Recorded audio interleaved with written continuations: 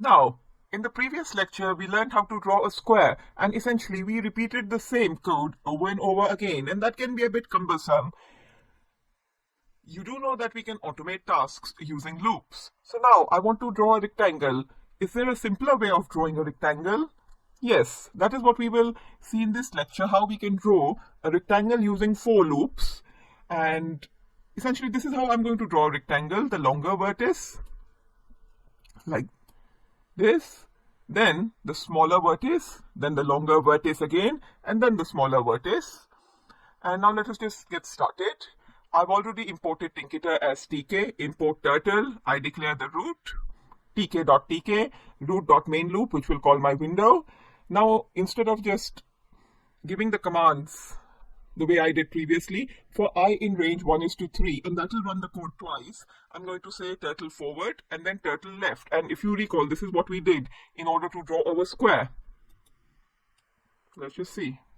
So, as you can see, a part of my rectangle has been drawn, but actually this side and this side, they look rather equal to me, and obviously I do need it to be smaller. So what I do is that I specify another turtle forward, but only going forward by 30 pixels. So when it turns left, basically when it turns left, it will go upwards at 90 degrees by 30 pixels and then repeat. And after that, the whole loop will be repeated in order to complete the rectangle like so. Let's just see.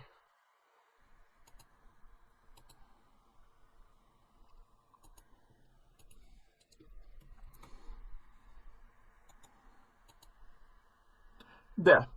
Now the rectangle has been completed very simply by using the for loop, and it followed the same schema as before of having drawing the longer vertex and the smaller one at 90 degrees, and the process was repeated because I had specified a for loop. In the next lecture, we will see how we can go on and create a function to have rectangles which can be filled in and customize our rectangle a bit more using functions. In this lecture, I'm going to show you how to draw a rectangle, and frankly, you can already draw a rectangle. It's not very different from what we saw and what we did with the square, but actually let's make things slightly different. And this is how I'm going to draw the rectangle following this schema of directions. Go rightwards, then downwards, then again like this, and finally like this. And it's going to be a filled rectangle, which means I'm going to actually fill it with color, something like this. So this is the rectangle I hope to draw. And now, instead of just repeating my commands mindlessly, what I'm going to do is to use a for loop for the drawing, and I'm also going to put my code in a function to make things more generalizable. So let us see how. I've imported Tinketer as tk, import turtle, root is equal to small tk.tk, and because this is how I launched the window you saw, and root.mainLoop, and essentially this is what initializes and allows me to display the window. And once you do that, I'm going to actually define rect, and this is the function for rectangle, and it is going to take these attributes of horizontal. So we are actually going to write how exactly should my rectangle move horizontally, vertically, and the color that I want to fill in. Now, if you recall, Turtle has a number of inbuilt functionalities. So things like pen down, that puts the pen down to start drawing. We can even decide on the size of the pen. And in case these things are a bit unclear to you, you can always look up what these different bits mean the way I showed you previously. And I'm going to color my turtle with color and turtle.beginFill, which allows me to start filling in my rectangle or whichever shape I'm drawing, and turtle.endFill essentially ends my filling, and turtle pen up, it pulls up the pen to stop drawing. So if I'm going to have a pen down, then I need a pen up, and if I have begin underscore fill, then I need end underscore fill, and I can even specify the turtle speed, which is in my case I want it to be slow. And now my for loop says for I in range 1:3, this is going to run my loop twice because essentially I have to repeat the same set of actions twice. So turtle.forward horizontal, turtle.right 90, turtle.forward vert, that this is going to move vertically, and turtle dot right 90, and this is what the dot right 90 is going to give us the 90-degree vertices, and the forward horizontal and the forward vertical is going to sort of essentially complete the rectangle, and the loop will be automatically repeated twice because I've specified in range 1, 3.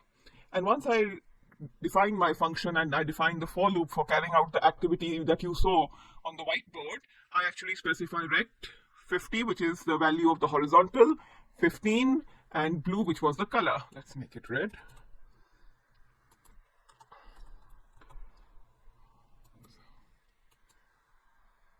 There.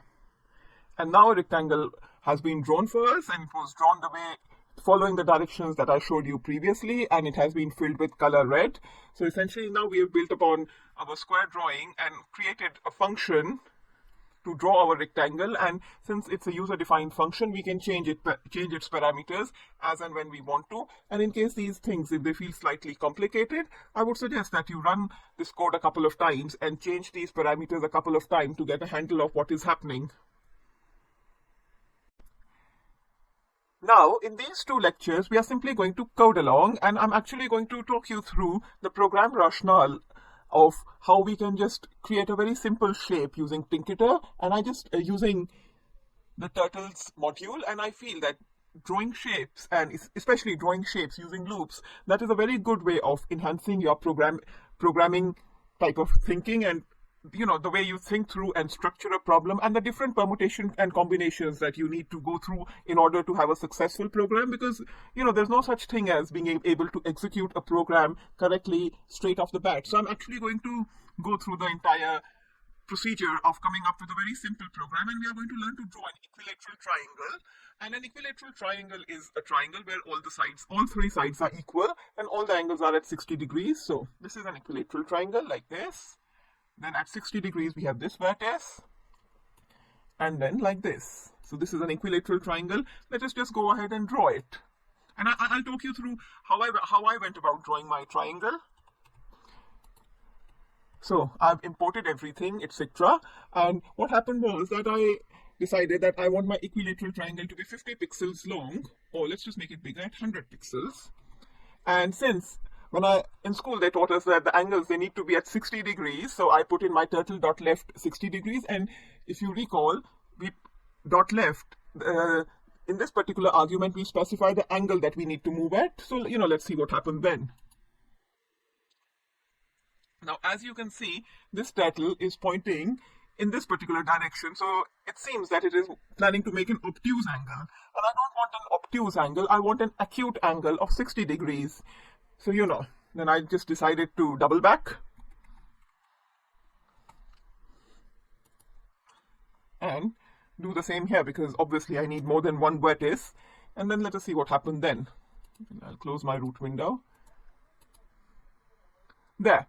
So now when I specified 120 degrees, then you can see that my turtle moved in the direction of an acute angle of 60 degrees. So, straight off the bat, I just moved with the mathematical definition of an equilateral triangle. And obviously, we have to adapt our concepts to the actual programming framework that we are working with. So, just a very simple permutation combination that helped me come up with, actually, why don't I try 120 degrees? And as you can see, that seems to work. And since I need 3 vertices, I'm going to repeat my code. I'm going to repeat the same code 3 times.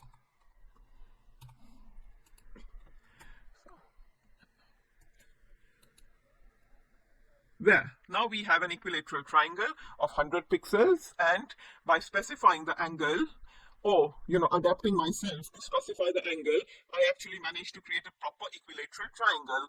And now, instead of just repeating the code, we can even do this with a for loop, and in the next section, we are just going to cover that, but you are going to tell me, or you are going to spend a couple of seconds thinking through that how many times should my loop repeat itself. So let's just move on to the next lecture. Now, instead of repeating the code, I'm simply going to create a for loop for I in range, and then I'm just going to put in these 2 lines which pertain to moving the turtle forward and the angle it should move at. But the question is that what should I specify for my range? Well, let us just see. Let us just specify 2 and see what happens then. So it's just created this particular vertex for me, and I'm still missing a vertex. So maybe it makes sense to add a 3.